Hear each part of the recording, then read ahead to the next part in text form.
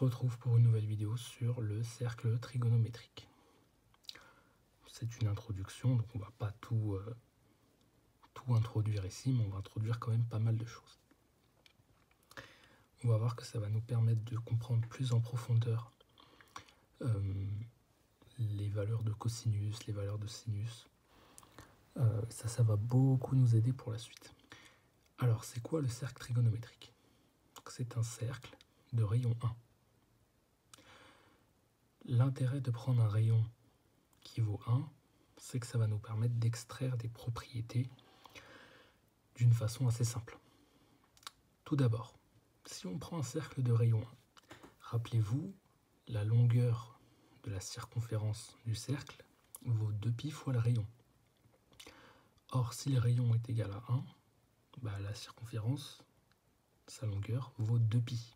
C'est-à-dire que si je prends un point de départ, qui sera ici, justement, pour le cercle trigonométrique, si je fais un tour, j'aurai parcouru une longueur qui vaut 2 fois π.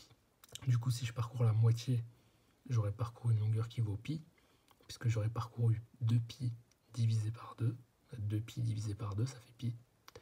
Et puis si je parcours un quart de cercle, j'aurai parcouru π sur 2 longueur, parce que ça, c'est la moitié, donc la moitié de la moitié, là, la moitié, c'est π, et puis la moitié de π, c'est π sur 2. Et puis si je parcours 3 quarts du cercle, j'aurai parcouru 3π sur 2 longueur, puisque 3 quarts du cercle, ça revient à parcourir 3 quarts de la longueur totale valant 2π, donc 3 quarts de 2π, c'est 3 quarts fois 2π, c'est-à-dire 6π sur 4, et puis quand je divise par 2 en haut et en bas, je trouve 3π sur 2.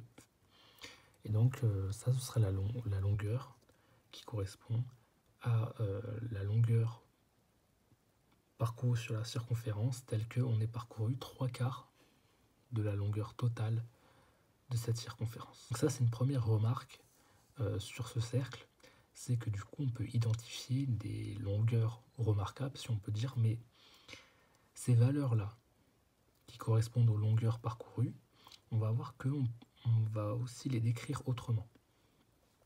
Ça, c'est ce qu'on va voir dans la suite. Cependant, on peut faire quelques remarques en plus, parce que, en fait, là, je me suis intéressé au cas où on fait seulement un seul tour. Mais si je fais, là, par exemple, si je fais 2 tours, j'aurai parcouru une longueur plus grande que 2π. Donc là, ici, j'aurai plus π sur 2, j'aurai autre chose. Donc, est-ce que notre description, elle est complète?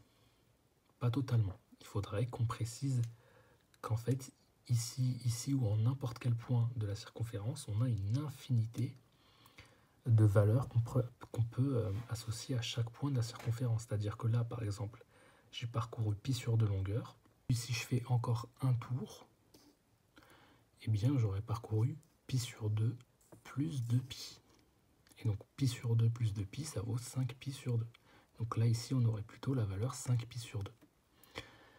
Alors, ces valeurs-là, on a dit que ça correspond à des valeurs de longueur parcourue à partir d'un point de départ, mais on va préciser la nature aussi de ces valeurs-là. On va voir qu'on peut les définir autrement, mais ne précipitons pas les choses. En tout cas, donc voilà, une première problématique, c'est que en fait, quand je me trouve en un point du cercle, la longueur que j'aurais parcourue pour arriver à ce point du cercle, elle dépend du nombre de tours que je vais faire.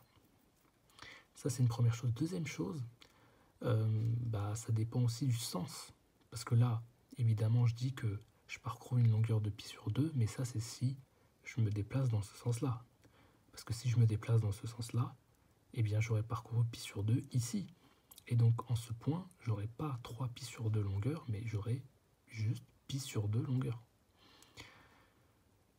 Donc, on voit que il faut aussi pouvoir être en mesure de distinguer ces deux cas de figure. Et comment on va faire? On dira que ici, on se déplace dans le sens indirect et que les valeurs que l'on aura ici seront négatives. On va voir plus spécifiquement pourquoi après, lorsqu'on va parler du radian. mais en tout cas, on attribuera une valeur négative ici aux valeurs lorsqu'on se déplace dans ce sens-là. Donc ça, voilà, c'était déjà quelques remarques préliminaires que j'ai introduites ici. Autre chose à dire. Quand on parcourt la circonférence, évidemment, l'angle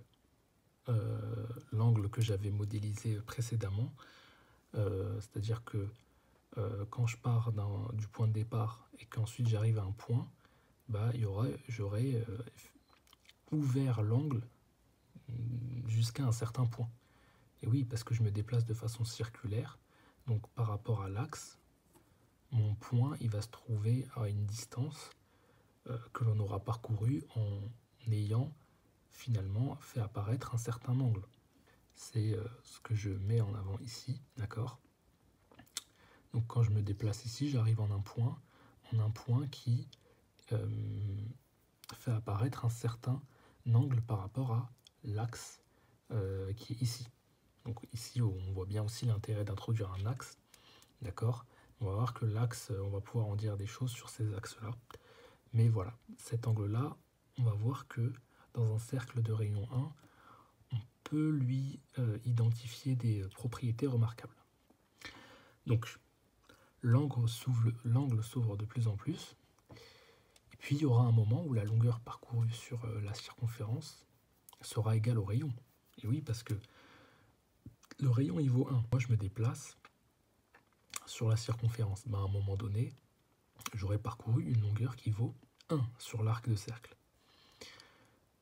Et donc à ce moment-là, on dira que l'angle vaut 1 radian, c'est-à-dire que je me déplace sur l'arc de cercle, on a un angle qui s'ouvre, et lorsque j'arrive en un point tel que j'ai parcouru une unité, 1 cm par exemple, et bien comme le rayon vaudra 1 cm, et bien on dira qu'à ce moment-là, l'angle qu'on aura formé vaudra 1 radian. Alors, c'est quoi un radian? Eh bien en fait, c'est tout simplement ce qu'on appelle un coefficient de proportionnalité. Donc, je vais vous expliquer. Donc, ici, la valeur de l'angle est définie comme un coefficient de proportionnalité entre la longueur parcourue sur l'arc de cercle, qu'on va appeler L, et le rayon. C'est-à-dire que, par exemple, ici, je vous ai pris un exemple. Supposez que la longueur que j'ai parcourue sur l'arc de cercle correspond à la moitié de la longueur du rayon. Et bien dans ce cas-là, on a que la longueur sur l'arc de cercle vaut la moitié du rayon. C'est rayon divisé par 2, mais R divisé par 2, c'est pareil que R fois 1 sur 2. Et bien ce 1 sur 2, ça correspond à la valeur de l'angle en radians. C'est-à-dire que cette fois-ci, on a une nouvelle façon de définir les angles, non plus en degrés, mais plutôt en termes de coefficient de proportionnalité. Ça, on va l'appeler θ. Ce sera la valeur de l'angle en radians. Ici, donc, l'angle va être défini comme le rapport entre la longueur parcourue sur l'arc de cercle et le rayon. C'est-à-dire qu'en fait, le rayon il va surtout servir de longueur de référence. Et en gros, l'idée, c'est de dire que plus je me déplace sur l'arc de cercle, plus l'angle sera grand. C'est pour ça que il y a ici, quand on isole l'angle, on a que l'angle il est proportionnel à la longueur parcourue, ce qui est logique, parce que si je parcours une longueur plus grande, eh ben, j'aurai un angle plus grand. Et donc, de façon contraire, si je prends deux cercles, et ces cercles ayant des rayons différents, on aura donc un des cercles qui est plus grand que l'autre. Et si sur ces deux cercles, je parcours une longueur de 1 cm, eh bien forcément sur le cercle plus grand, l'angle sera plus fermé, ce qui est logique. 1 cm ici, ça fait beaucoup. 1 cm ici, ça fait rien du tout. Et donc on voit que plus le rayon est grand, et plus pour une même longueur, l'angle sera petit. C'est pour ça que le rayon ici est inversement proportionnel à l'angle, ce qui signifie en fait que plus le rayon grandit, pour une même longueur parcourue, plus l'angle sera petit. Donc, ce qu'il faut retenir, c'est que quand on parle d'angle en radian, on parle en fait d'un angle défini comme un coefficient de proportionnalité entre la longueur parcourue sur l'arc de cercle et le rayon. Et l'intérêt, c'est de dire que un angle sera plus ou moins ouvert suivant la valeur de la longueur parcourue sur l'arc. Plus je parcours de longueur pour un même rayon, plus je parcours de longueur, plus l'angle sera grand. Et donc l'ouverture angulaire, elle va être définie de cette façon-là. Seulement, rappelez-vous, on est sur le cercle trigonométrique ici, dans ce contexte particulier, ce qui signifie que le rayon vaut 1. Et donc si on revient à notre relation, on a que l'angle dans le cercle trigonométrique vaut la longueur parcourue sur l'arc de cercle divisé par le rayon qui vaut 1. Autrement dit, la valeur de l'angle correspond à la valeur de la longueur parcourue sur l'arc de cercle. Très bien. Donc ça va nous aider pour la suite. Pour du coup définir un point sur la circonférence, on peut le repérer par la longueur L qu'il faut parcourir pour l'atteindre, et donc par l'angle θ qu'il aura formé, puisqu'on a vu maintenant le lien entre l'angle et la longueur sur le cercle trigonométrique en particulier. Et donc, ça c'est une des choses qui vont nous permettre de d'écrire un point sur la circonférence du cercle. On retrouvera ce point par l'angle qu'il forme. Bien sûr, ça ne veut pas dire grand-chose quand je dis par l'angle qu'il forme, mais j'espère que vous comprenez l'idée. C'est l'angle qui est formé suite au parcours que l'on aura fait pour atteindre ce point. Et l'angle, on verra qu'on va pouvoir introduire un triangle. Ça, c'est ce qu'on va voir juste après. Et là, la notion d'angle, elle sera plus claire. Parce qu'on voit bien qu'ici, il y a un angle entre cette longueur et celle-ci. Sauf que celle-ci, elle va de l'origine jusqu'au point qu'on aura atteint après un certain parcours sur l'arc de cercle. Et c'est là que l'angle prend son sens concrètement.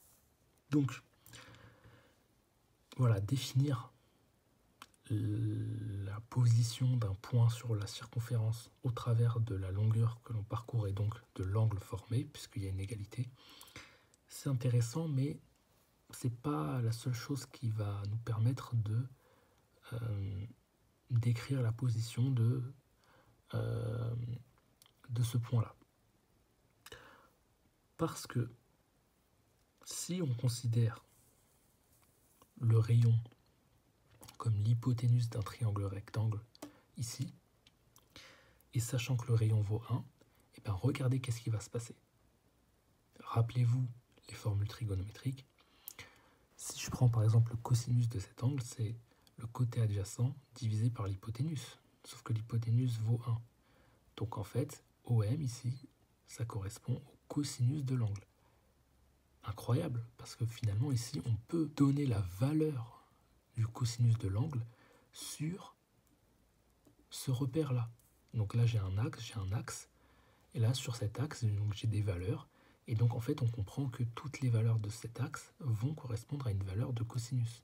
Donc là, ici, j'ai la valeur du cosinus de cet angle-là, puisque du coup, on a montré que OM, la valeur de OM, c'est la valeur du cosinus de cet angle.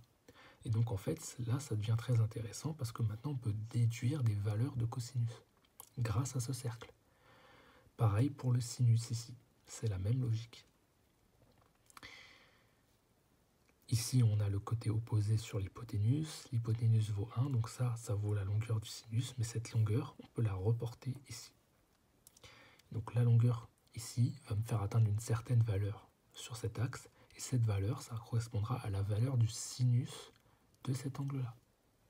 Et c'est ça qui est vraiment intéressant avec ce cercle trigonométrique.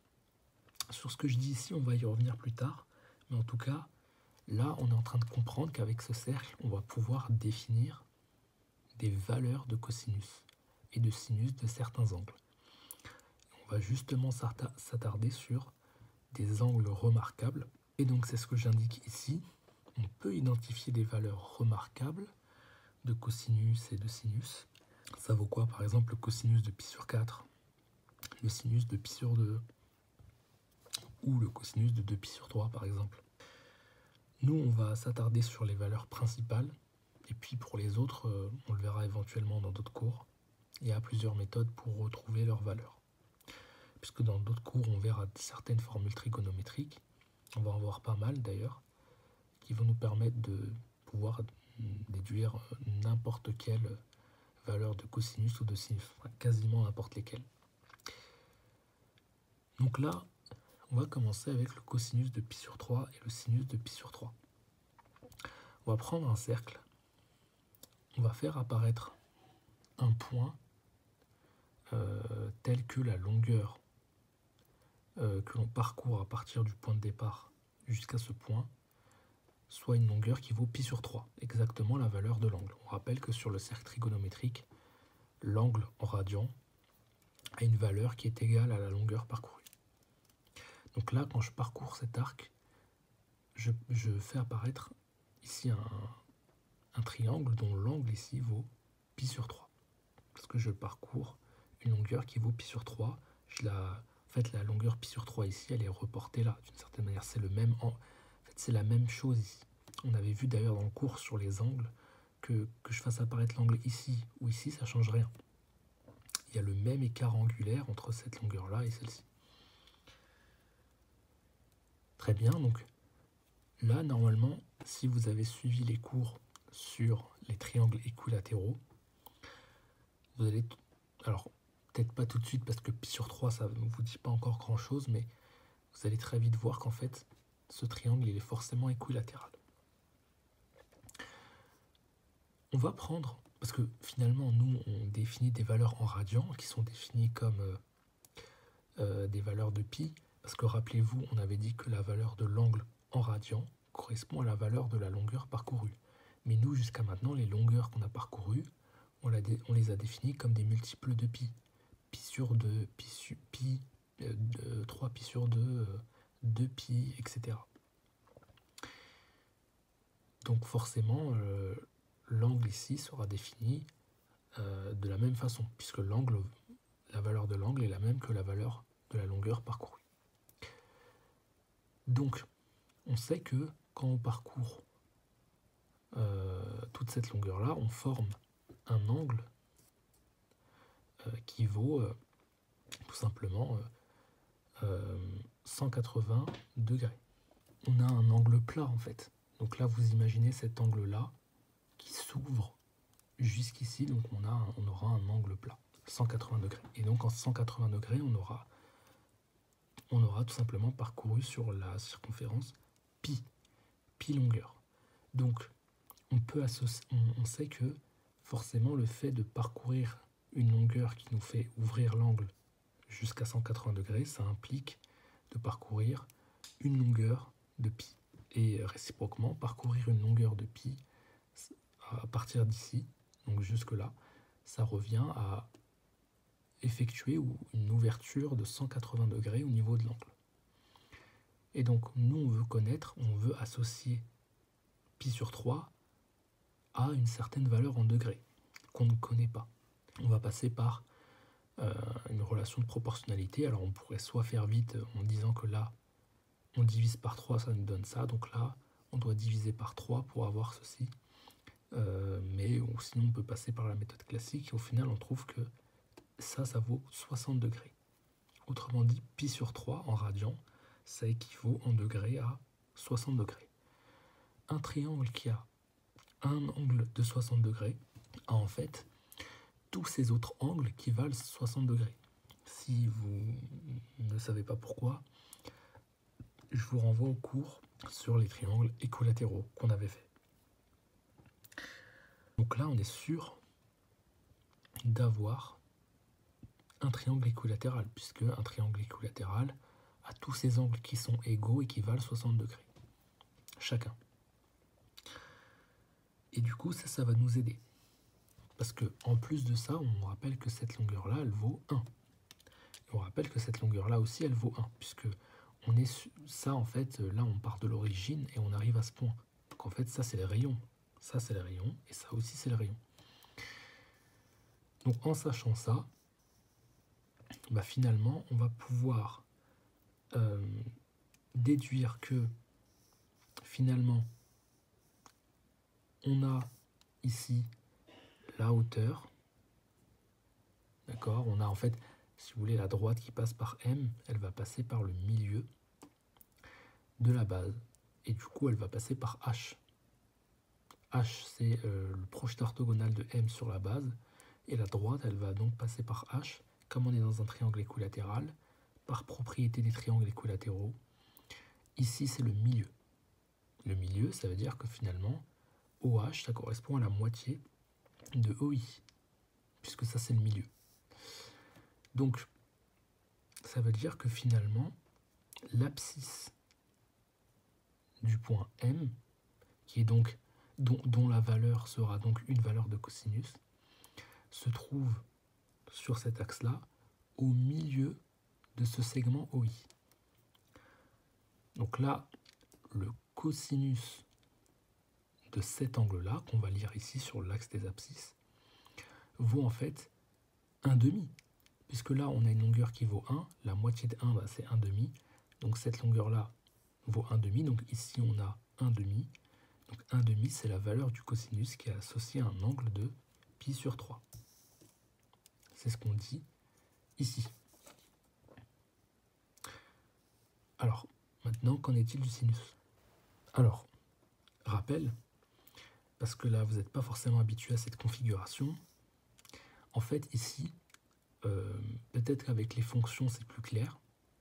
Mais en fait, quand je parle d'abscisse, donc c'est-à-dire que j'ai un point ici, et ce point-là, il se trouve en un endroit pour lequel on a dû effectuer une certaine longueur. Et à cette longueur-là, je vais associer une valeur de cosinus.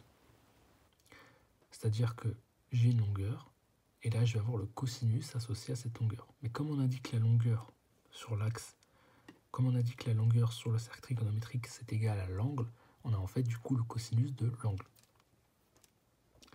Bah, pour sinus de π/3, il faut tout simplement déduire la valeur de la hauteur MH, puisqu'on avait un triangle, et la longueur de la hauteur, on peut l'affecter sur l'axe des ordonnées, qui correspond à l'axe des sinus du coup, puisque en cet axe on a des valeurs de sinus.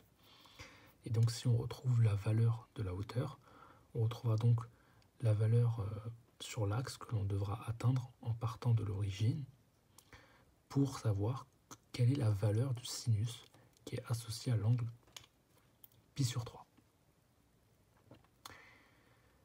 Donc, si vous vous souvenez du cercle, on a donc la relation de Pythagore qu'on va étudier, parce que OM c'était le rayon, on a MH qui était la hauteur, et puis on a OH en bas, et puis on a l'autre partie du triangle qui ne va pas nous intéresser ici, puisqu'on n'en aura pas besoin. Donc ça, on sait que ça vaut 1, c'est le rayon. Ça, on sait que ça vaut 1/2, c'est ce qu'on a trouvé juste avant. Et donc là, il suffit d'isoler MH, et par quelques petits calculs, et transformation d'écriture, on trouve que MH vaut racine de 3/2. Du coup, la hauteur vaut racine de 3/2. Donc, sur l'axe des ordonnées, en partant de 0 de l'origine, on parcourt racine de 3/2 longueur. On tombe sur, du coup, la valeur racine de 3/2 qui vaut, du coup, le sinus de l'angle π/3. Donc, quand j'ai un angle de π/3, je me retrouve avec un point sur la circonférence dont l'ordonnée vaut une certaine valeur de sinus, comme on l'a démontré. Et cette valeur de sinus, on vient de montrer que là, ici, elle vaut racine de 3/2 pour un angle de π/3 parcouru. Donc voilà, on a déjà quelques premières valeurs, cosinus de π/3 qui vaut 1/2 et sinus de π/3 qui vaut racine de 3/2. Autre valeur remarquable, cosinus de π/4 et sinus de π/4. Toujours avec le même principe, on peut déjà se demander que vaut pi sur 4 en degrés, puisque le degré, ça nous parle plus. On trouve que en fait, pi sur 4, ça vaut 45 degrés. Toujours le même principe de produit en croix. Mais alors, comme ici, on a fait apparaître un triangle rectangle, puisque là, on a le point M, projeté orthogonal de M, on trouve donc H, donc là, on a un angle droit. Et là, je sais que M, il parcourt 45 degrés. Et là, je sais que j'ai 90 degrés. Et en fait, je peux déduire cette valeur-là, parce que pourquoi cette valeur-là va nous intéresser? En fait, je veux vous prouver que ça vaut aussi 45 degrés. Et ça me permettra de démontrer qu'on a un triangle isocèle, puisqu'on a deux angles égaux. Et à partir de là, on va pouvoir déduire plus facilement certaines choses. Là, on peut le prouver, on sait que la somme des angles d'un triangle vaut 180 degrés, mais 180 degrés, c'est pi. Donc là, je veux déterminer la valeur de cet angle-là. Et en l'isolant, je trouve qu'il vaut pi sur 4. Parce que là, j'aurai pi moins pi sur 2 moins pi sur 4 qui vaut alpha. Et du coup, quand on fait le calcul, ça vaut bien pi sur 4. Pi sur 4 qui vaut bien 45 degrés. Donc là, j'aurai 45 degrés ici, 45 degrés là. J'ai bien un triangle isocèle. Dans ce cas, OH est égal à MH, puisque dans les triangles isocèles, comme vous le savez, quand on a un triangle isocèle, eh bien, les deux longueurs opposées qui sont adjacentes au sommet, eh bien, elles sont égales en termes de longueur. Propriété des triangles isocèles. Donc OH est égal à MH. Et donc, en sachant cela et en utilisant le théorème de Pythagore, on sait que OM au carré, qui est l'hypoténuse du triangle, pour votre information, ce qu'on a comme triangle ici, c'est un triangle rectangle isocèle. Il est rectangle parce qu'il y a un angle droit, et il est isocèle parce qu'il y a deux angles égaux. C'est un type particulier de triangle. Donc là, ici, on applique Pythagore, parce qu'on est bien avec un triangle rectangle. On a l'hypoténuse au carré qui vaut la somme des deux autres longueurs au carré. Sauf que comme OH est égal à MH, alors OH au carré est égal à MH au carré. Donc en fait, ça, je vais pouvoir le remplacer par MH carré. J'ai donc 2 MH carré. Et comme ceci vaut le rayon, bah, ça vaut 1. Et donc j'ai 1 au carré qui vaut ça, mais 1 au carré, ça fait 1. Quand j'isole MH au carré, je divise par 2 de chaque côté, ça fait que MH carré est égal à 1 sur 2. Mais moi, je ne veux pas MH carré, je veux MH. Et pourquoi je veux MH? Parce que tout simplement, MH, c'est la valeur du sinus de l'angle formé qui vaut pi sur 4. Parce que MH, c'est la hauteur du triangle qu'on a construit. Et cette hauteur, on l'affecte sur l'axe des ordonnées pour déduire la valeur du sinus qui est associé à un point impliquant une ouverture d'angle de pi sur 4. On associe à pi sur 4 une valeur de sinus. Donc, là, MH, quand je mets la racine ici, bah, ça fait ça, mais ça vaut ceci, et ça vaut cela. Sauf qu'on n'aime pas vraiment avoir des racines au dénominateur. Bon, c'est une question de préférence, donc on va transformer l'écriture pour ne plus avoir de racines au dénominateur. Pour ça, on va multiplier par racine de 2 de chaque côté, parce qu'en fait, ça va nous donner ceci. 2 fois 2, c'est 2 au carré, le carré et la racine s'annulent, on a bien ceci. Et donc ça, c'est la valeur du sinus de pi sur 4. Alors après, comment déduire la valeur du cosinus de pi sur 4? C'est pas très compliqué, puisque comme MH est égal à OH, et que OH, c'est justement la longueur que l'on parcourt sur l'axe des cosinus, du coup, eh bien on peut directement déduire OH. MH, on a dit que c'était égal à racine de 2 sur 2, donc OH est égal à MH, donc OH est égal à racine de 2 sur 2. Donc le cosinus de pi sur 4 vaut aussi racine de 2 sur 2. Donc quand on a un angle de pi sur 4, le cosinus et le sinus de cet angle valent la même chose. Donc ça, c'est un peu spécial aussi. D'ailleurs, je reprécise une chose ici que je voulais vous dire. Parce que comme vous n'avez pas l'habitude avec cette façon de repérer les coordonnées d'un point avec un cercle. Donc je vous rappelle qu'on a parcouru une certaine longueur pour atteindre un point, et ce point, je le repère suivant ses coordonnées en abscisse et en ordonnée. Donc si je vous présentais les choses comme ça, là, vous n'auriez pas de problème. J'ai une longueur L, je retrouve un point. Ce point, il a une certaine ordonnée qui vaut y de L. Sauf que ici, l'ordonnée, on a montré que c'était le sinus. Et comme L, c'est égal à l'angle sur le cercle trigonométrique, on a en fait YL.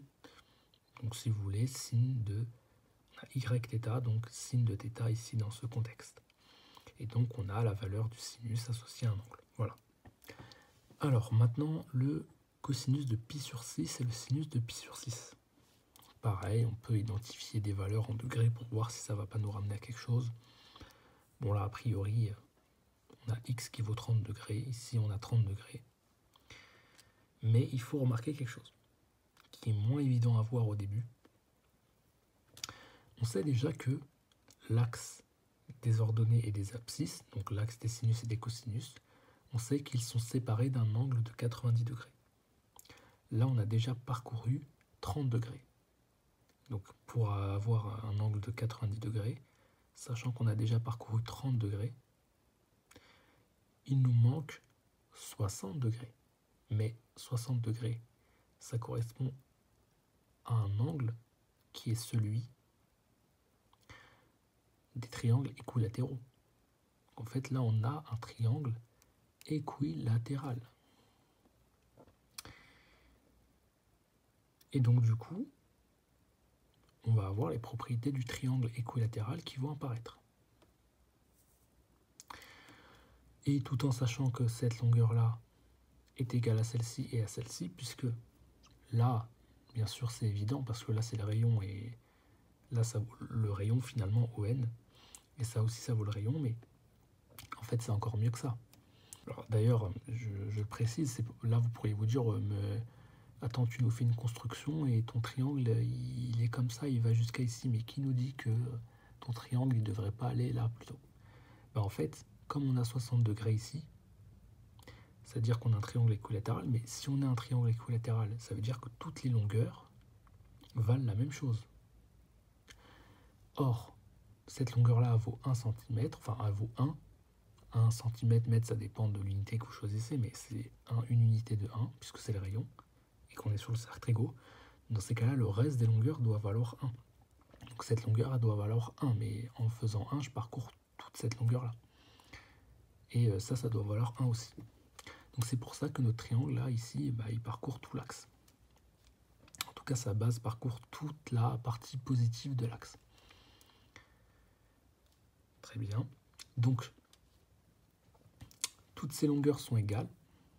En plus, on a un triangle équilatéral, donc la droite qui passe par le sommet va toucher le milieu de la base. C'est-à-dire que OR, c'est la moitié de ON. ON, ça vaut 1, donc OR, ça vaut 1,5. D'accord? Et donc, en fait, ça veut dire que, finalement, quand j'ai un angle de pi sur 6,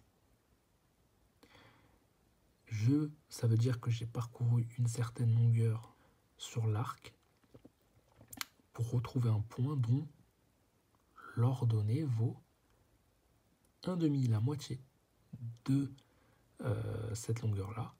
Et la moitié de cette longueur-là, ça vaut 1,5. Donc le sinus de pi sur 6, il vaut 1,5. Comment on va faire pour retrouver le cosinus? Et bien là, on va s'aider de ce qu'on avait vu sur le cours en trigonométrie, qu'on avait démontré. C'est qu'on sait que le cosinus au carré plus le sinus au carré, ça vaut 1. En l'occurrence, ici, on s'intéresse au cosinus de pi sur 6 et du sinus de pi sur 6. D'ailleurs, petite remarque que j'ai oublié de vous faire. Normalement, on note θ à l'angle ici. C'est souvent cette notation qu'on a, mais parfois on la note aussi x, ça arrive. Il ne faut pas que ça vous perturbe. Peu importe comment on nomme, la notation générale c'est θ, mais quand on note x ici, il faut bien comprendre que c'est une valeur d'angle. Et là, l'angle ici qui nous intéresse, c'est pi sur 6. Nous, on veut connaître le cosinus de pi sur 6, sachant qu'on connaît le sinus de pi sur 6. on sait que le sinus de pi sur 6, ça vaut 1/2, donc le sinus de pi sur 6 au carré, ça vaut 1/2 au carré. Donc là, il suffit d'isoler le cosinus carré, de mettre la racine après de chaque côté. Donc là, déjà, le cosinus carré, ça vaut ça. On distribue le carré, on transforme, ça donne ceci. Donc là, je multiplie, je divise par 4 pour mettre au même dénominateur. Et puis, 4 moins 1, ça fait 3. Moi, je veux le cosinus tout court. Donc il faut que je mette la racine carrée de chaque côté. Donc j'ai ça, mais par propriété des racines, en fait, je vais avoir racine de 3 sur racine de 4. Racine de 4, ça vaut 2. Et donc j'ai ceci. Donc le cosinus de pi sur 6, il vaut racine de 3 sur 2. On remarque alors que le cosinus de pi sur 6 a la même valeur que le sinus de pi sur 3. Vous voyez, il y a des choses qui se renversent un petit peu aussi. Ça, c'est des choses qu'on peut remarquer avec les valeurs remarquables de sinus et cosinus. Là, ici, le sinus de pi sur 6 vaut 1/2, alors que le cosinus de pi sur 3 vaut 1/2. Vous voyez, donc, en fait, on a des inversions comme ça. Et qu'en est-il du sinus et du cosinus de 0? Donc 0, ça veut dire que j'ai parcouru rien du tout sur l'axe, enfin sur l'arc. Donc je suis au début du cercle. Donc on sait que L est égal à θ. θ, c'est l'angle en radians. Si θ est égal à 0, ça veut dire que la longueur parcourue vaut 0, c'est ce que je vous ai dit. Mais alors essayez de vous imaginer le cercle, le côté positif de l'axe des cosinus, au bout. En fait, vous imaginez que là, on a un triangle rectangle qui est complètement aplati sur l'axe. C'est-à-dire que l'angle formé entre l'axe et le point qui se trouve en 0, l'angle est nul. Donc en fait, on est au tout début. Et en fait, il faut imaginer que l'axe des cosinus contient un triangle rectangle qui est complètement aplati. Dans ce cas-là, le côté opposé de ce triangle vaut 0. Le côté opposé à l'angle vaut 0. Le côté adjacent à l'angle, c'est tout l'axe des cosinus, enfin tout l'axe positif, toute la partie positive de l'axe des cosinus. Et donc par les propriétés trigonométriques, côté adjacent sur l'hypoténuse lui-même, il est collé d'ailleurs sur la partie positive de l'axe des cosinus. Donc on aurait côté adjacent sur l'hypoténuse qui vaut 1 sur 1 qui vaut 1. Cosinus de 0 vaut 1. Et puis, sinus de 0, c'est côté opposé sur hypoténuse, mais le côté opposé, il vaut 0.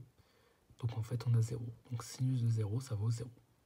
Alors pour le cosinus et le sinus de pi sur 2, c'est le contraire. Vous avez du coup, alors, pi sur 2, c'est un angle de 90 degrés. Vous avez un triangle, et là, vous imaginez le triangle avec l'angle de 90 degrés, mais qui est en fait complètement aplati. Ça peut paraître un petit peu bizarre dit comme ça, mais en gros, voilà, vous aurez un triangle rectangle et vous réduisez la longueur du côté adjacent à l'angle droit, que là, on a un angle droit dans ce cas particulier, et cet angle droit, c'est lui qui nous intéresse dans ce cas particulier. Le côté qui est adjacent à cet angle droit, il vaudra 0. Le côté opposé à l'angle droit, c'est l'hypoténuse dans ce cas particulier. Oui, puisque là, vous imaginez le triangle. L'hypoténuse, il est opposé à l'angle droit. Mais là, c'est complètement aplati, bien sûr. C'est complètement aplati, donc l'hypoténuse, il va être collé à l'axe des sinus. Et puis, vous avez bien sûr le côté qui est adjacent. Le côté adjacent qui vaut 0. Qui est l'axe sur l'axe des cosinus. Mais comme on est sur l'axe des sinus, en fait, c'est comme si vous preniez le côté adjacent à l'angle droit et que vous le réduisiez jusqu'à avoir 0. Dans ce cas-là, quand on applique les formules, on trouve que le sinus de pi sur 2 vaut 1 et que le cosinus de pi sur 2 vaut 0. Ça, c'est un nouveau cas voilà, où on a d'autres valeurs remarquables. 1 et 0, donc c'est des valeurs très simples. D'où le fait qu'elles soient remarquables. Je vous rajoute une dernière remarque pour la fin, parce qu'on pourrait se dire, oui, mais toutes toutes ces propriétés de cosinus et de sinus, toutes ces valeurs qu'on a déduites, on les a déduites pour un cercle dont le rayon vaut 1. Si je prenais un triangle avec une longueur d'hypoténuse supérieure à 1, est-ce que ces propriétés marcheraient? Eh bien oui, puisque tout simplement, on rappelle que pour chaque triangle, on peut lui définir une infinité de triangles semblables. On rappelle que les deux triangles sont semblables s'ils ont les mêmes angles. Mais du coup, s'ils ont les mêmes angles, c'est qu'ils ont les mêmes rapports de longueur. Donc ça veut dire qu'ils ont les mêmes valeurs de cosinus et de sinus. Et donc on pourra toujours trouver des triangles rectangles dont l'hypoténuse est supérieure à 1 et dont les valeurs de cosinus et sinus sont les mêmes. Et du coup, ça ne pose pas de problème à ce niveau-là. Mais on voit que quand on se ramène à des triangles dont l'hypoténuse vaut 1, ça nous permet de déduire des choses de façon plus simple. Et les propriétés des triangles semblables vont justement nous permettre de justifier le fait que on ait des propriétés sur les angles qui soient conservées, et donc entre autres les propriétés sur les cosinus et les sinus, et même les tangentes. D'ailleurs on n'en a pas encore parlé ici, mais on en parlera ensuite sur la tangente. On va introduire la tangente dans le cercle trigonométrique, et on rappelle que la tangente c'est le sinus sur le cosinus, donc on verra que du coup si je veux trouver la tangente de pi sur 4, ça vaudra le sinus de pi sur 4 divisé par le cosinus de pi sur 4. Et donc si vous faites le calcul et si vous revenez aux valeurs qu'on a trouvées, vous verrez que du coup tangente de pi sur 4 ça vaut 1 par exemple. Donc voilà pour cette petite introduction. On va introduire d'autres choses plus tard parce qu'il y a plein de propriétés, par exemple sur la parité des cosinus et des sinus. Par exemple, cosinus de θ c'est égal à cosinus de moins θ. Là on n'a pas encore parlé de fonctions, mais en fait on voit bien que ici le cosinus et le sinus agissent comme des fonctions qui associent à certaines valeurs d'angle une certaine valeur. Donc par exemple cosinus de 0, c'est une fonction qui va associer l'angle 0, la valeur d'angle 0, à une valeur de cosinus qui vaut 1. Donc vous voyez, ça agit comme des fonctions. Et d'ailleurs, il y a des fonctions qui modélisent les valeurs de cosinus et de sinus qu'on va pouvoir montrer ensuite. On a ensuite plein de formules, par exemple cosinus de a plus b, sinus de a moins b. Vous voyez, quand on a des sommes d'angles, est-ce qu'on peut définir le cosinus de un certain angle plus un certain angle? Ça, on va voir qu'on le peut. Et on va pouvoir aussi déduire d'autres choses. On verra qu'on peut faire du lien entre les valeurs de cosinus et de sinus, en montrant notamment que, par exemple, sinus de 90 degrés moins un angle, c'est égal à cosinus de cet angle-là. Donc tout ça, ce sont des choses qu'on va voir dans la suite.